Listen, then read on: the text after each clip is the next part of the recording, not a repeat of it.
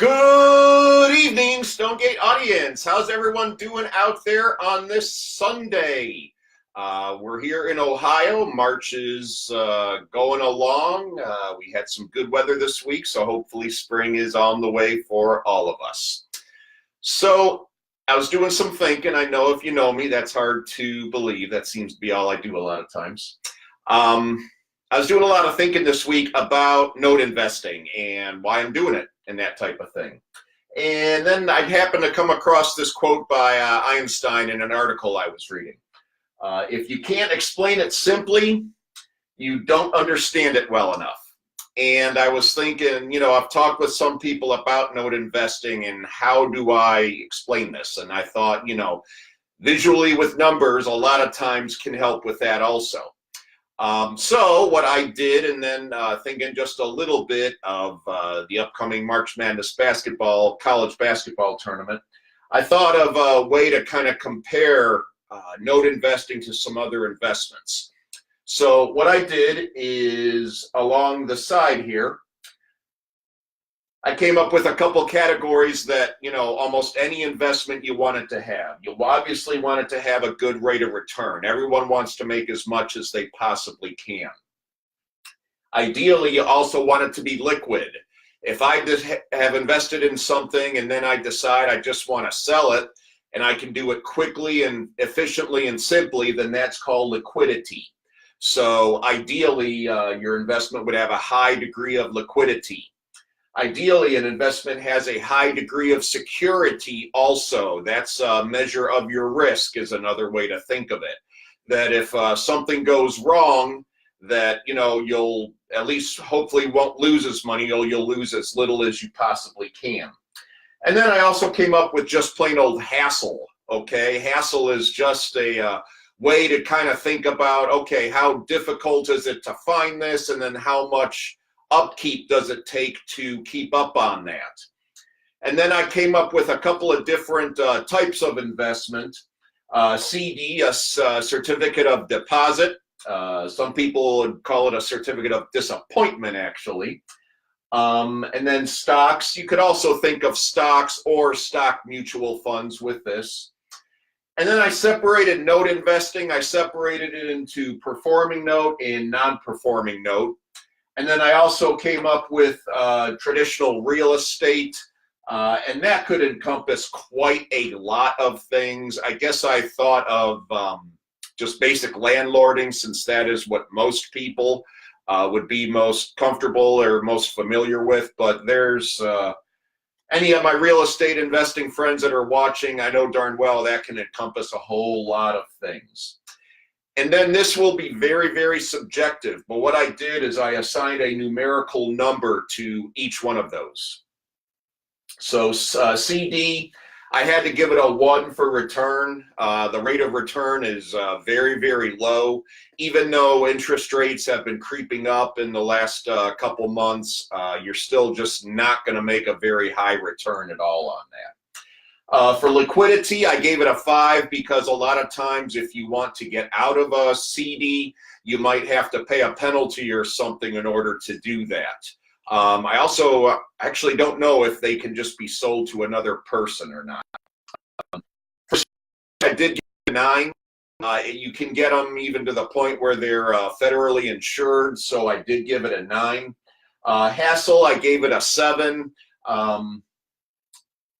On all these numbers, the higher the better. So I didn't think there was a lot of hassle with CDs, but there is at least some if you need to try to find the best rate and that type of thing, and also looking and knowing the different types of rules for each one.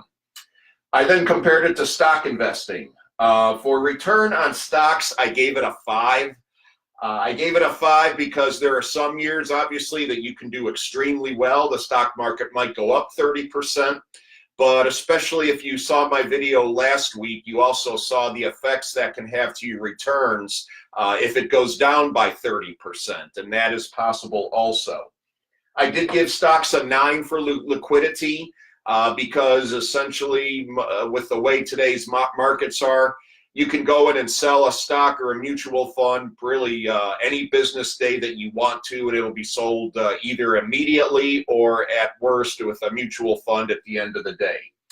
I did give stocks a 1 for security because of what I just said, where a stock can very easily lose 30%, possibly overnight. Sometimes it'll take a couple days, but I thought that they were by far the least secure of all these investments up here. And then for stocks, I also gave it a 4 for hassle. Because you either have to pay a lot of attention if you own an individual stock and look at their financial reports, their 4K, things like that, and read earnings estimates, that type of thing.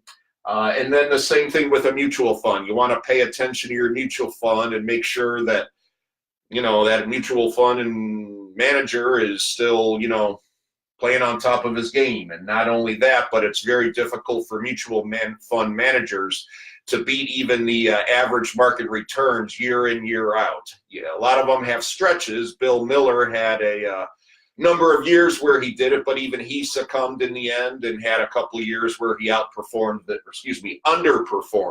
the general market. For performing note investing, I gave it a 6 for return. Your returns might not be quite as high as you can get in non-performing note investing, but they can be pretty good. I gave it a 6 for liquidity.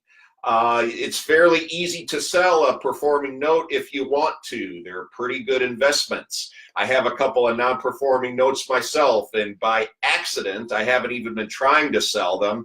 I've had people telling me, hey, just let me know if you're ever interested in selling that one. For security, I did give it an 8, okay? If you buy that performing note properly, it is secured by a house, by a tangible asset, real estate. The actual house itself should give you some measure of security, assuming you pay attention to those things and you do your homework when you buy it.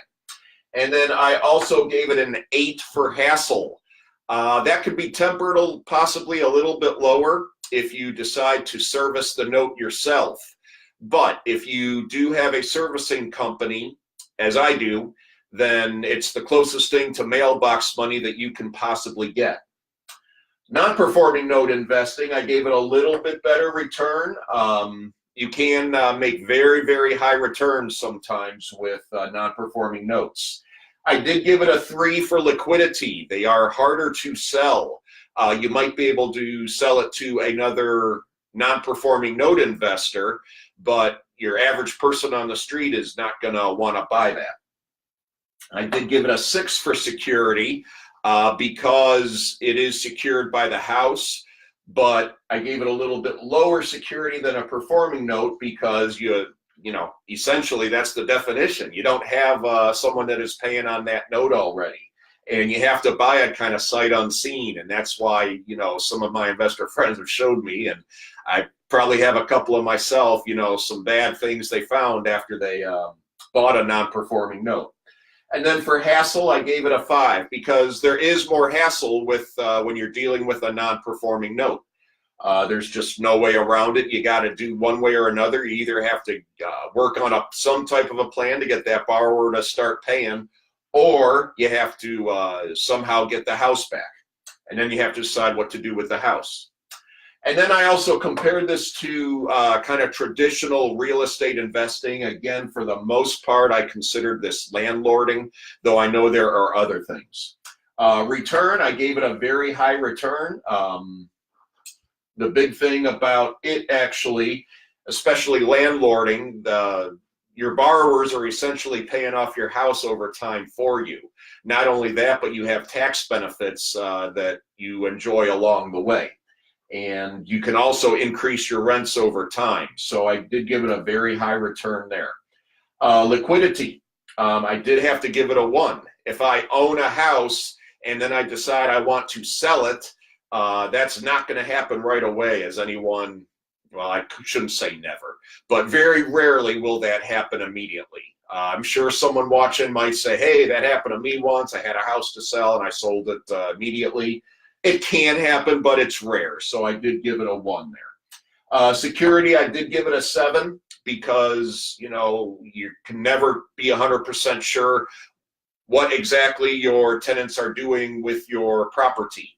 So, but however, if you buy it right, you should have some degree of security built into the purchase. And I did have to give it a 1 for hassle because even most landlords that have been doing it a while say, you know, it has its ups and downs and it has its pluses and minuses.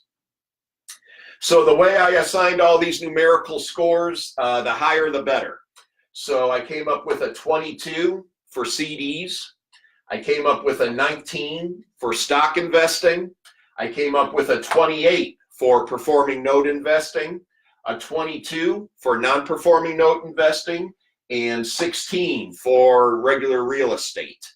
Again, I fully acknowledge and admit these are very, very subjective values, and some people out there might want to argue quite vehemently that I was either too high on some or too low on some.